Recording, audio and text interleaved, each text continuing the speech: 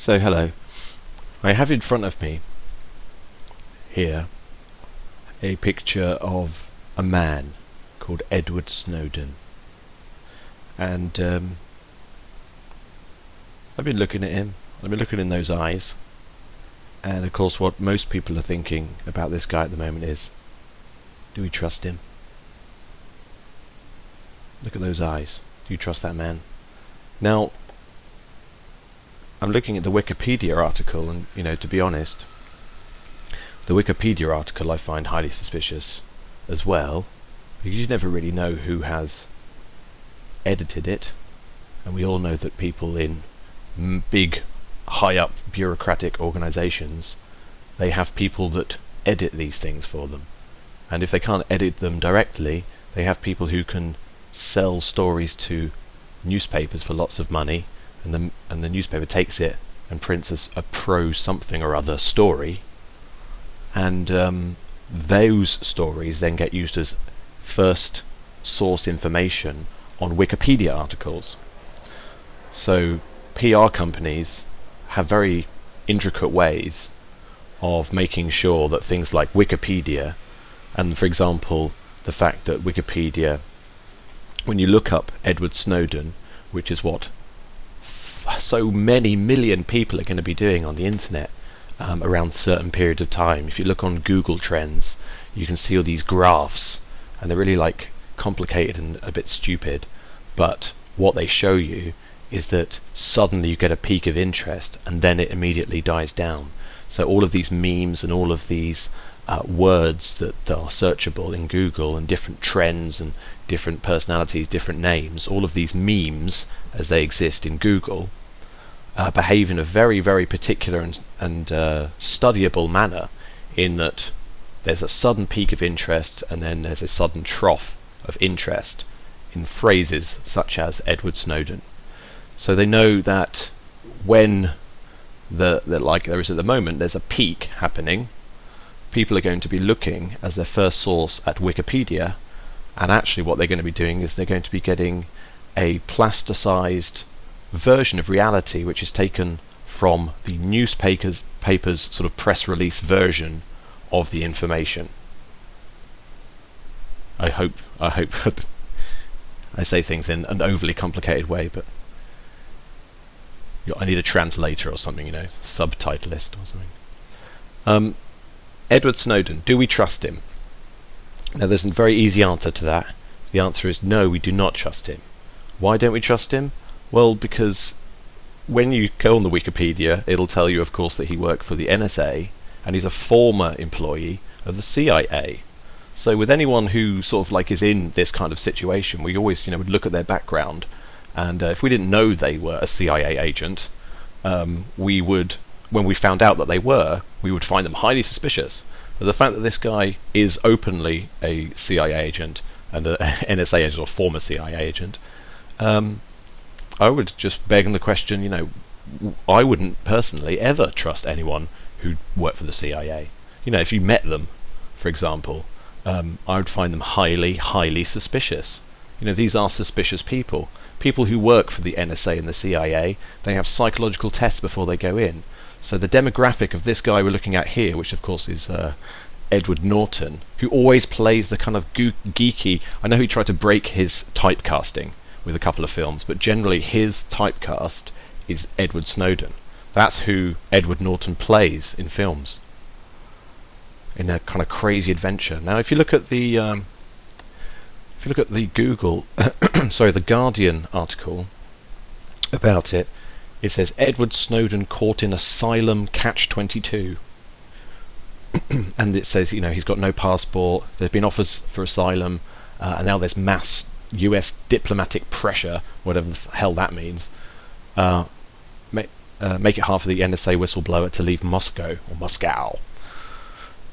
And what I'm going to say about that is that, of course, it's fairly obvious that all of the media sources, to the mass market, the media sources seem to be giving away secrets, like they found this stuff out about what they're doing to us, they're surveying us, they're listening to our telephone calls. And Anybody like me, for example, has no, like hardcore. If you're a hardcore conspiracy theorist, the time when, back in the day when you were sort of like learning about corruption, all this kind of stuff, and you lived in Britain and you've watched 1984, which came out in 1984, everyone's been talking about this in this country since 1984. It's very, very obvious for me, and should be obvious for anybody else, that they've been listening to our conversations and had access to our computers and our mobile phones and microphones in the street and an integrated CCTV thing. We've been going on about it for years. So the fact that the way that the media are chewing this together and spitting out, what they are spitting out is that this is a recent occurrence, and these intelligence agencies have been recently wanting to gain warrants to do all of this stuff. When anyone who knows anything about technology and the way that they use it says in test scenario they can have any equipment they want, or however scientific you want to make it. I mean, if you want to spend like extraordinary trillions of dollars on a military satellite, surveillance satellite, and you decided to make a really good one, and you had $4 trillion to spend on it, $4 trillion to spend on a military satellite, God only knows the kind of things that thing could achieve. It's like completely and realistically space-aged. And the argument therefore is, when they collect this data, would they then use it? Would they look at it? And of course the response is, of course they would look at this valuable scientific data that they had acquired. Now, to give this like a historical twist, I just want to say that, if anything, the phenomenon that's going on here, the real phenomenon, is the fact that we, as ordinary folks, are communicating on a mass scale like we never had before. So the sudden appearance in surveillance completely coincides with the so-called target audience being us folks, are suddenly broadcasting lots of signals. Imagine if you were on separate hills, you had the government on one and the people on the other. Up until the 1980s, the people over there, they were quiet, right? But the government over there, they had like naval cruisers, and they basically owned the radar, and they owned the broadcast frequencies. The only reason that we even can use the broadcast frequencies for mobile phones and all this new network that's going in is because it's been purchased from the owner of the airwaves. The owner of the airwaves is obviously, a big grand man who lives in like a small cupboard in the bowels of Buckingham Palace. But he's not. It's this thing called military tradition, which, like, the people who are in control of like London, and especially the City of London, I don't know if you've noticed, but they're quite into their traditions.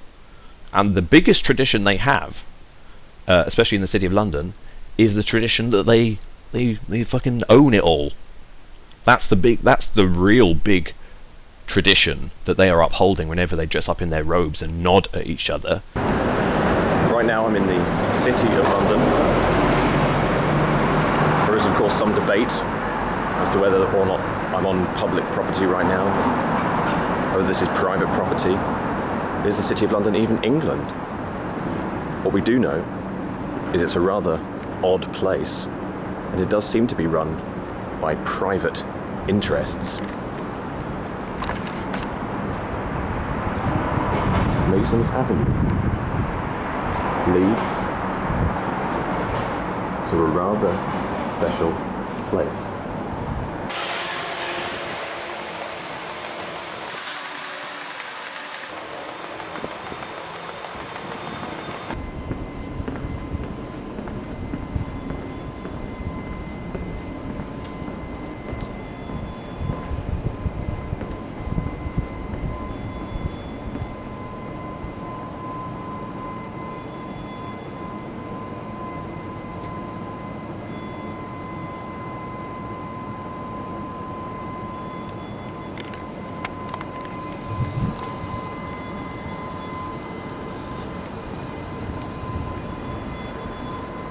Guildhall. It's really spooky here, actually, because it's a Sunday afternoon and there's nobody about. It's like a ghost town. Ever been to the Guildhall before? That's where we're going.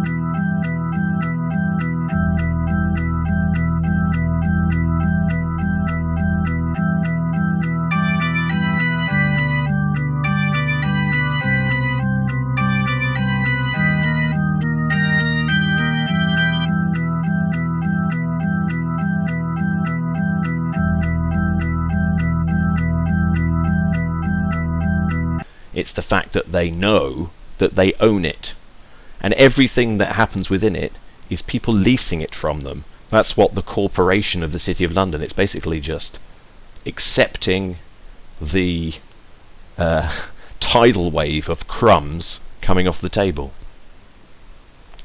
So obviously I vote that we should replace the City of London. You could take it apart, and sell bits off to different places in the world. Like in Rome, you could have like one of the squares of the City of London or something. Sell it off, just flatten it out, and I don't know, put an apple tree on it and plant some apples. Because what else? What else do you want? Just leave it for a bit, and then one day, someone might build like something cool on it. I don't know. Make it into a duck pond. That's a good one. Baby ducks in a big lake, about a square mile of lake. We could put some black swans on it just for kicks. My point was, of course, before I was so rudely interrupted, the media, of course, I'm picking on The Guardian, but it's every single newspaper. What they are doing is they are trying to ease this very difficult topic into public opinion. The newspapers, when they're breaking stories like this, are not telling us that we shouldn't, anything that we shouldn't already know. And if this is a shock to this, at least it's in people's minds, so you can talk to people about it. But of course, it's a very heady topic, I can tell you, through a lot of experience of talking to people about surveillance. They get angry almost straight away, and they do not want to talk to you about it. So I'd say tread carefully out there, peeps, and don't look into the eyes of Edward Snowden, played by Edward Norton.